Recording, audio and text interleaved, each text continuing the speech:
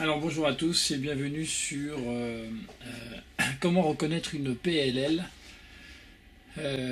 assez facilement et assez rapidement. Alors pour ça il faut, je pense, déjà avoir appris les PLL, sinon c'est pas très utile. Enfin en tout cas vous pouvez l'apprendre en même temps que vous apprenez les PLL, c'est pas mal non plus. Je vais commencer, alors il y a les 21 PLL que j'ai préparées.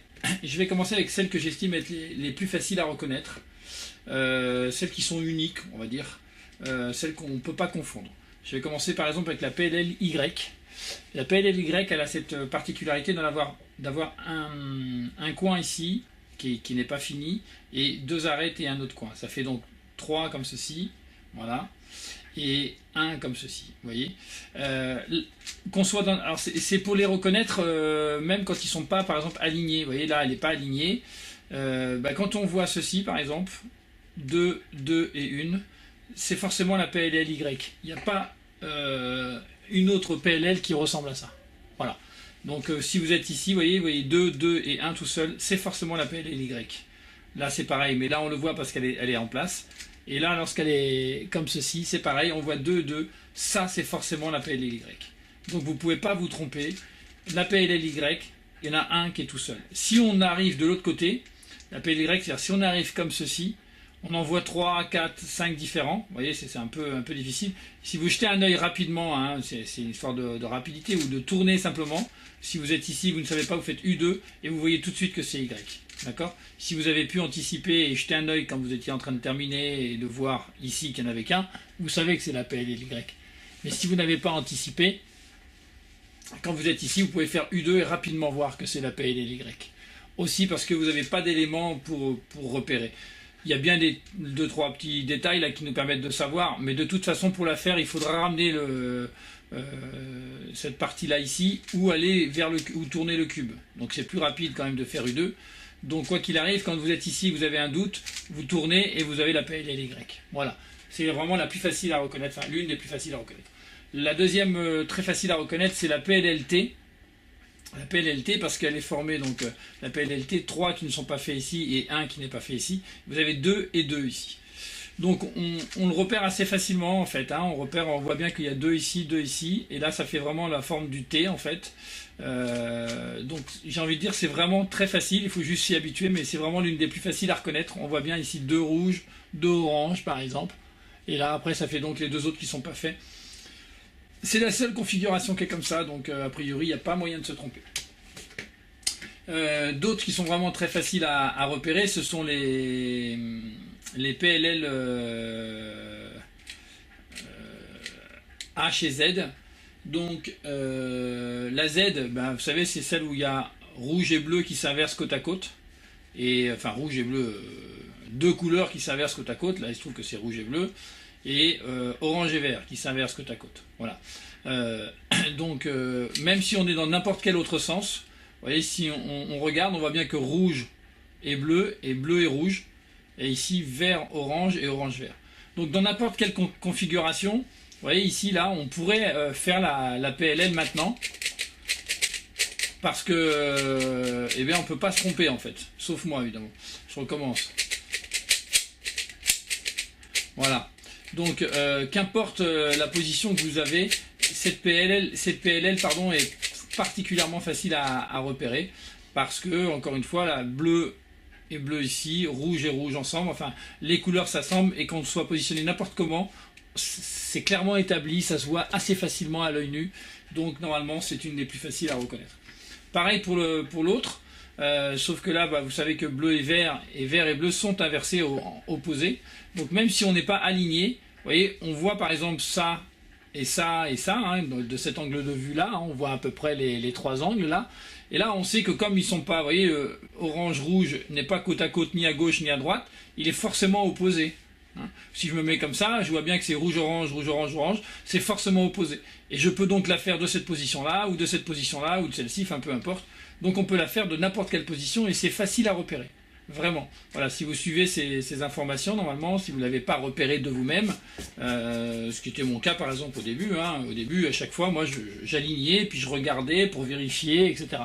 Habituez-vous, si vous apprenez les PLL ou si vous êtes en train de les apprendre, c'est que voilà, vous voyez vert-bleu, si dans cette configuration-là, il n'y en a pas d'autre possible. Donc là, vous pouvez attaquer votre PLL de façon à pouvoir la terminer, et à la fin, vous aurez un U ou un U2 à faire. Mais si vous êtes voilà, si vous prenez l'habitude de les repérer n'importe comment, vous n'êtes pas obligé de d'abord les aligner. Vaut mieux le faire à la fin, parce que comme ça vous gagnez du temps et vous savez à la fin si vous aurez un U, par l'occurrence là vous aurez un U2 à faire. Une autre vraiment facile à repérer, enfin que j'estime facile, c'est les N, NA et NB, c'est les mêmes. Il y en a une où tous les doubles sont sur la droite, comme ça. Alors après, ça dépend comment vous faites vos algorithmes, mais avec les algorithmes que je propose, donc, dont je viens de faire une petite vidéo qui vient de paraître, ici, vous voyez, ils sont toujours à droite. La paire ici est à droite, la paire est à droite, la paire est à droite, ici, côté droit. Si je les décale, même s'ils ne sont pas sur leur couleur, vous voyez, on voit toujours que c'est des paires à droite. Alors que ici, c'est les paires à gauche. Vous voyez, paire à gauche, paire à gauche, paire à gauche. Et bien là, il n'y a pas besoin de l'aligner. Hein, vous pouvez faire votre algorithme de n'importe où en fait, de n'importe quelle position, et ensuite d'aligner votre cube. Vous voyez, par exemple là je suis là, peu importe, je fais mon algorithme, voilà, si j'y arrive, et une fois que j'ai fait mon algorithme, de n'importe quelle position ça fonctionne. Donc ça c'est les N, c'est vraiment facile à repérer. Les autres sont les PLL qu'on appelle arrête, là, les U. Pareil, c'est une barre de 3. Le seul qui peut, enfin j'en parlerai tout à l'heure, mais il y a une seule autre configuration qui ressemble à la barre de 3 en fait, c'est la PLL-E, que d'ailleurs je vais en parler tout de suite, hein, on pourrait les confondre toutes les trois. Donc là, celle-ci, vous voyez, les PLL-U, alors la première on la repère parce que c'est vert avec sa couleur opposée, donc bleu, et la deuxième c'est rouge, et là, si ça avait été la même que celle-ci, ici il y aurait la couleur orange. Or là, c'est une couleur non opposée. Ce qu'on appelle les couleurs opposées, c'est bien sûr le rouge et l'orange, vous voyez, qui s'opposent ici, rouge-orange, et le bleu, par exemple, ici, s'oppose avec le vert. Donc quand vous avez les deux ici identiques, avec la barre de 3, hein, donc après c'est tout pareil, hein, parce que les barres de 3, en fait, avec les barres de 3, vous avez que ces trois-là. Hein. Ici, vous avez couleurs opposées, donc c'est pas rouge-orange et vert-bleu, par exemple, là c'est couleurs opposées, donc là c'est un algorithme, et là c'est les mêmes couleurs, donc c'est le même algorithme. Et bien quand vous avez la E, vous voyez celle où c'est toujours 3, mais par contre vous avez deux qui sont pas bons, un qui est bon ici et deux qui sont bons. C'est un peu le T mais à l'envers en fait. Hein.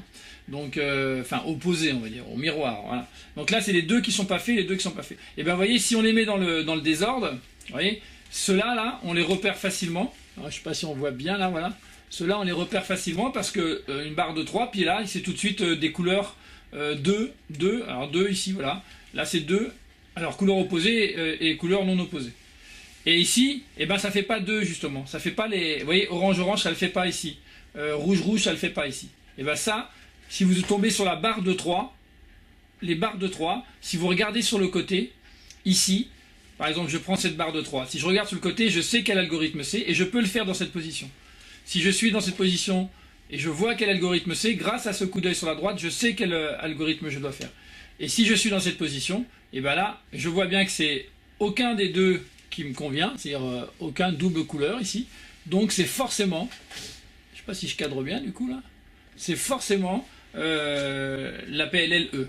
Voilà. Du coup, je sais que je dois faire ceci puisque je l'attaque moi dans cette position et je peux faire la PLL-E. Si on efface comme ceci, là c'est assez simple, on sait quelle est quel PLL c'est, hein, puisque voilà, on sait parce que dans les PLL que je propose, il y a aussi la vision de face. Donc là on voit 2 et donc c'est le bleu qui vient ici.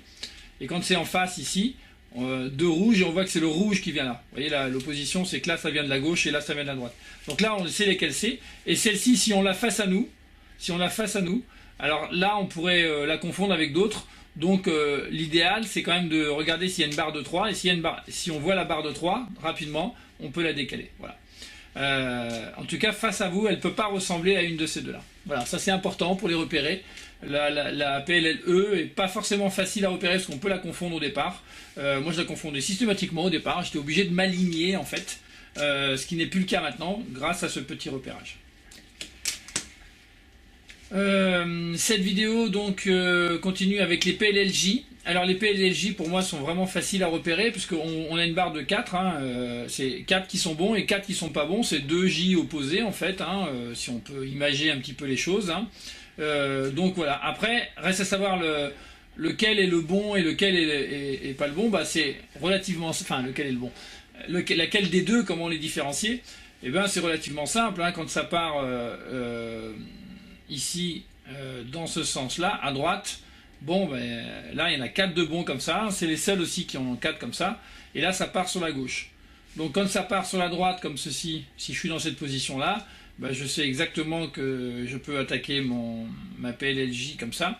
Si je suis comme ceci, hein, vous voyez, il suffit que je regarde d'un côté pour voir lequel c'est et je me mets dans la position. Alors là j'en ai un, l'algorithme dans cette position-là, mais sinon je me mets dans la bonne position. Donc ceux-là sont assez faciles à repérer, à vous de travailler dessus.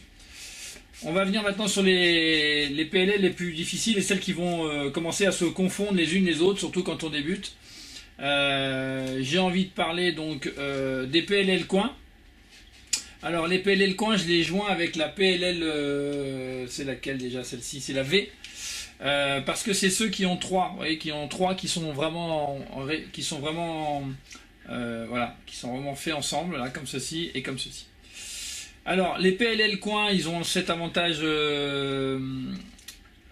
Alors c'est pas évident, mais les PLL coins, vous voyez par exemple, si vous avez la barre de 3 ici quelque part hein, et que vous en avez deux identiques, ça c'est forcément la PLL arrête que vous connaissez. Si jamais, comme c'est le cas ici par exemple, les deux sont décalés, vous voyez les deux sont décalés, comme ceci, voilà.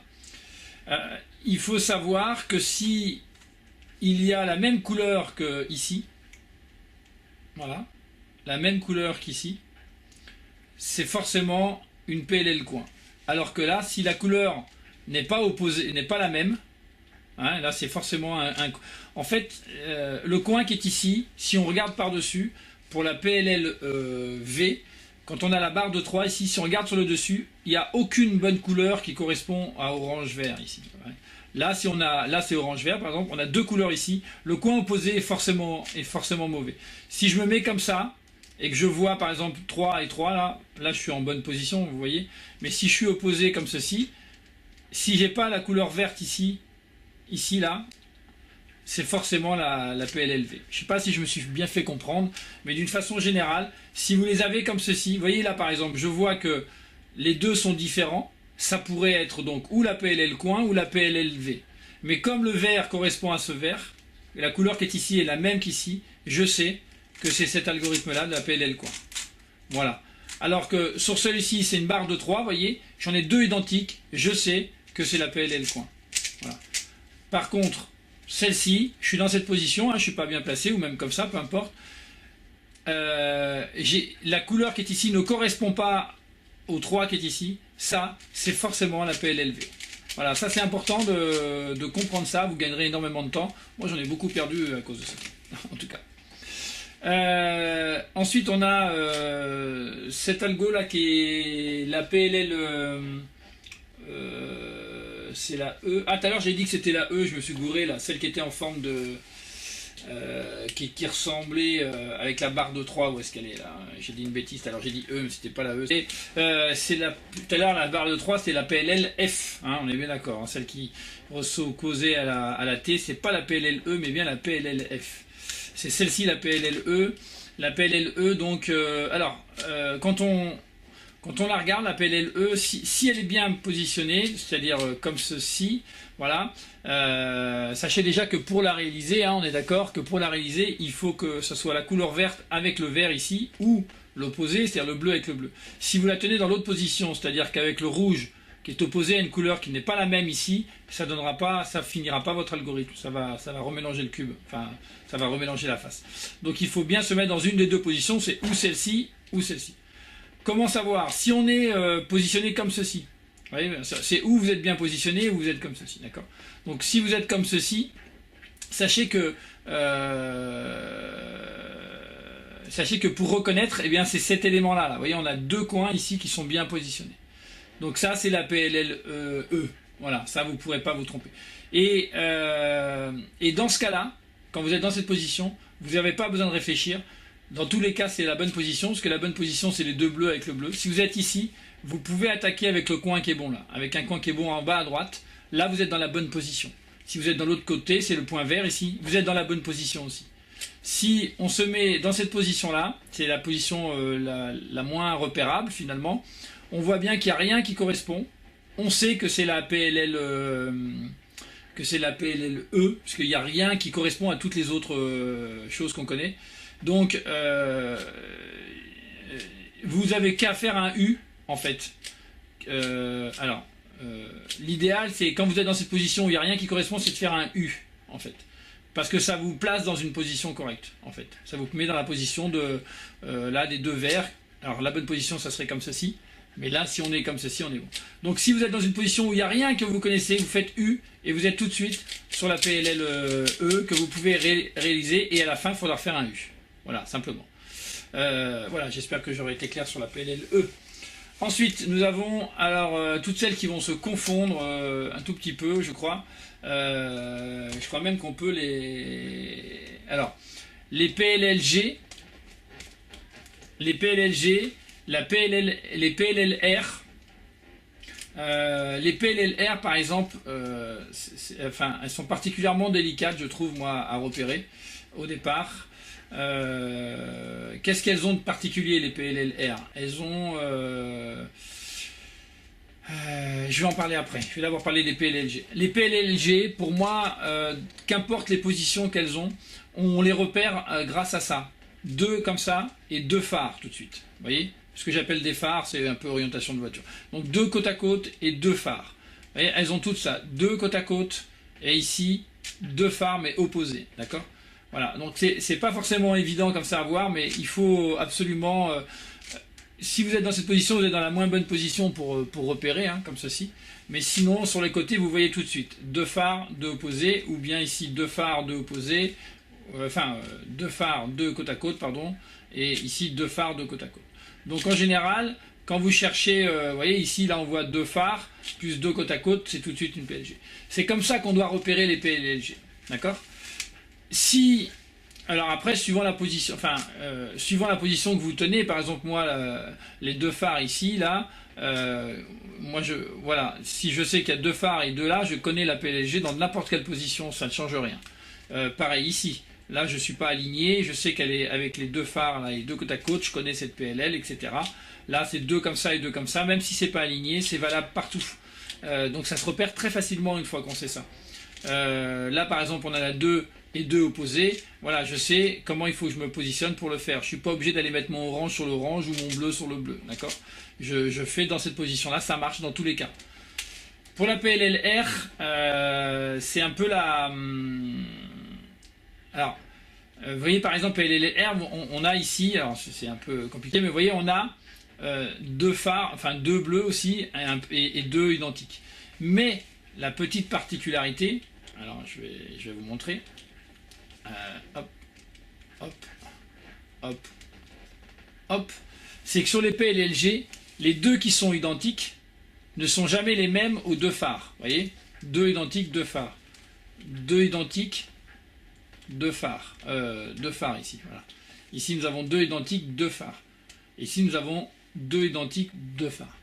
Alors que sur les PLLR, vous aurez toujours les deux phares et deux identiques, dont une pièce commune.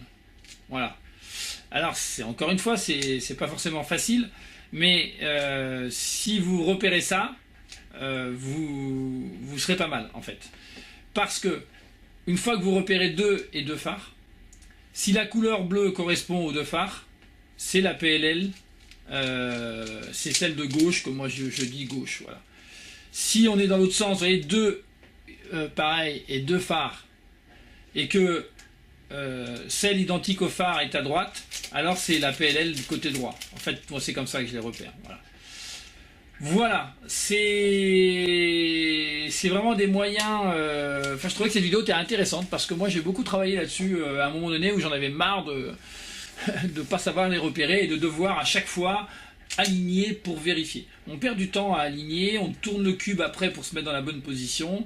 Voilà, si vous êtes ici par exemple et que vous savez que cet algorithme c'est celui-ci, vous pouvez le faire beaucoup plus rapidement que si vous devez, je le remets, que si vous devez, vous êtes comme ça et vous devez dire, ah attendez, c'est lequel, là faut que je m'aligne, et hop, je peux le faire. Vous allez perdre 1, 2, 3 secondes, peut-être 4 ou 5 même au début. Voilà, donc j'espère que cette vidéo vous servira. Elle ne marche bien sûr qu'avec les algorithmes que je réalise, qui sont relativement communs, hein, remarquez, mais vous pouvez peut-être après l'adapter à vos propres algos si vous n'avez pas les mêmes. En tout cas, si ce n'est pas le cas, réfléchissez-y. Réfléchissez à comment reconnaître et différencier vos algorithmes de PLL. Voilà. Eh bien écoutez, bon cube à tous.